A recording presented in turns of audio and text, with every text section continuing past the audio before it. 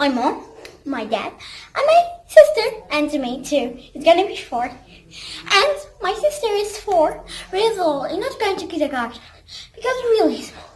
And my mom is 30 years old and my dad is 34 years old.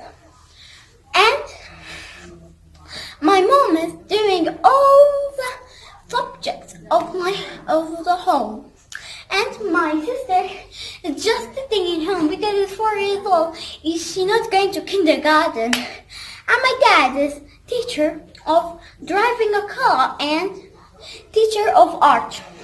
And I am in the school. I tell you, I am student of FAM school.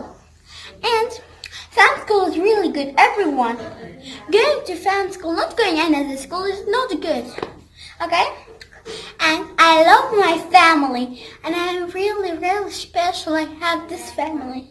Okay, goodbye. See you soon.